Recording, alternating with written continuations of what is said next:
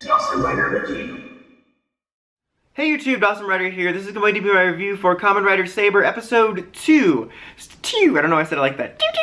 Anyway, easily distracted already. So this episode was the debut of Kamen Rider Saber. I mean, obviously we had him lurking in the background in his Spectre cosplay last week, but this is kind of his full debut, and also the debut of one of our first ability forms, and I found it to be entertaining. I feel like I'm in the same spot with this series overall. I'll get to that overall thought, I guess, at the end.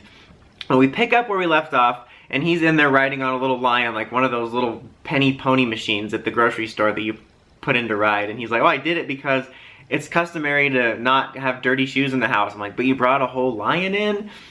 And basically he's there because he wants the sword back from Saber because he doesn't think it's supposed to be in his hands. And there's actually a really funny moment. He's like, look, I swear I'm not suspicious at all. I thought it was pretty funny.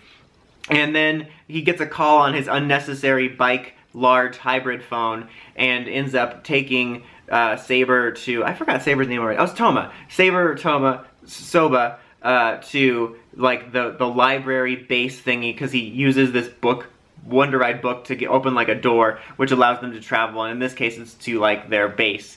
And then this Princess Shayla looking chick comes out. Watch out, your jackets are in danger, she's probably gonna take them.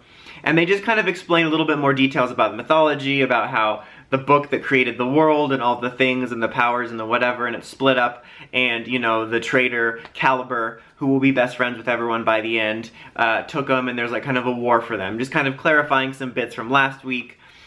And then they find out that part of the town from last week or whatever is still like dimensionally shifted, so they go there in another portal, and that's when Saber makes his debut after seeing like things are more decayed, and he would get his transformation sequence and stuff, and he like opens the book so that it says the full phrase and it just seems unnecessarily long. And he gets like the full-on transformation sequence again, and I like the sequences. I think they look cool, but we're 2 episodes in and I'm already tired of them. Like, okay, it takes too long. I've been here for like 20 minutes. I feel like I'm watching the Power Ranger Samurai morph. I'm looking forward to an insta-transform. But he gets his first fight, and his suit's growing on me. It was one of my lesser favorites when we first saw it because it felt kind of off. Like something about the helmet felt incomplete. But seeing it in motion, it does look pretty cool. It's still not my favorite, but it's growing on me. The fight was pretty cool. There was some pretty cool aerial stuff.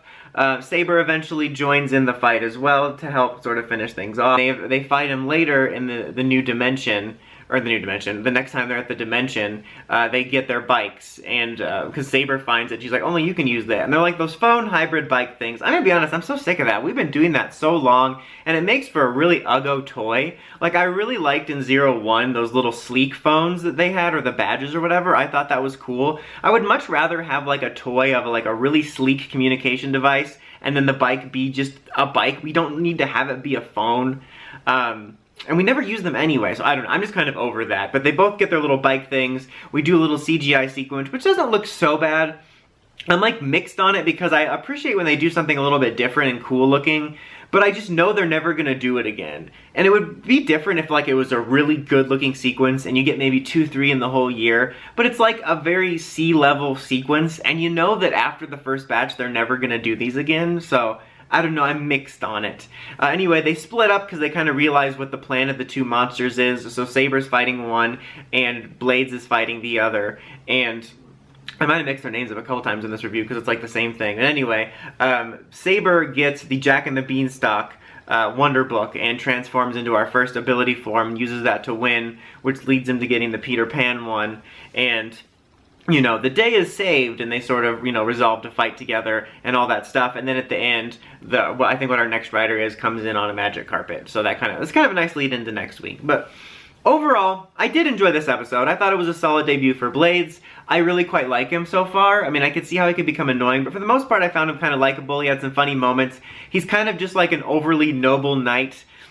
In a way, it almost feels like a reversal where sometimes you'll have the main rider being like the by-the-book guy, and then the second one being kind of roguish, but I guess that kind of flips sometimes also. But this just kind of feels like a little bit of a flip on that. But I liked Blades for the most part in this episode so far. I think he could be, you know, likable throughout if he doesn't go too far into some weird bits. Speaking of, I found Saber to be really obnoxious in this episode. He just spent the whole episode doing really annoying reactions and, you know, sayings and stuff, and like, I don't know, he was okay for me in the first episode, but he just really felt like he was annoying in this episode. Like, I just want a cool protagonist. I'm so tired of them being these weird types and have like really specific ideology speeches. It's just, I want a cool guy character.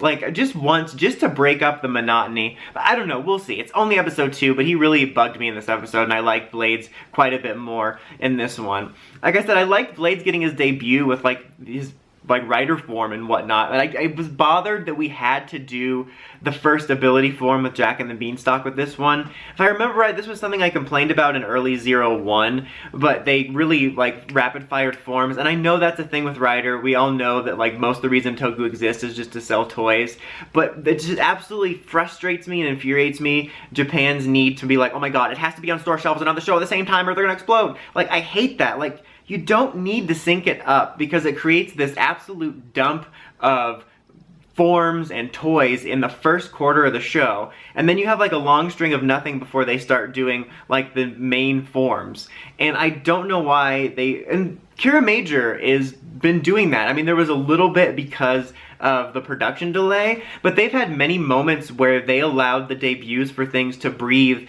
and they didn't necessarily sync it up right in sync with the toy release. Like, the toys would be on the shelf. Even Gigant Driller, like the proper mecha form, didn't debut for weeks. And they've done a really good job of balancing that, where you sort of get a debut but you don't, but you let it breathe in the show. And I just hate that because even though we know it's like toy driven, it really makes you feel it, and I think it screws with the narrative a little bit. Plus, I feel if they spread it out a little bit, then you would have stuff constantly debuting, rather than having this huge chunk where you throw everyone at everybody and then a chunk of nothing. If you gave an episode or 2 breather between debuts, you would have basically a consistent stream of cool new stuff debuting all the way until we get to the new forms. So, sorry about that little rant, it just bothered me. It was not a big deal, you know, to get the form in this one, but since this was like Blades debut episode, like, I wish we would have gotten an episode before we started on the ability forms. And then we're also getting another Rider, so just like, you got plenty of stuff, you can just wait. There was even a moment when Blades is like, yeah, you're not ready for that yet. Like, yeah, I know, it's just, why do I always have to do this? But that was really the only thing that bugged me. Like, my feelings on the series in these last 2 episodes have kind of been the same, where I'm just kind of, I think it's okay. I'm enjoying it fine. I'm not jumping out of my seat over it. It just feels very middle of the road. It's also one of those things where, like, I really do like the concepts and the lore a little bit and the designs, and I feel like I should be liking it so much more because it's hitting a lot of buttons that would usually hit for me, but it's just kind of middle of the road right now. But what do you guys think? Did you enjoy Kamen Rider Blades' debut? Did you enjoy episode 2? What are you thinking of the series so far? Let me know in the comments as always. Until next time, don't forget to like, comment, subscribe, and climb the steps and ring that bell to get notifications for my videos. Dawson Rider, signing out.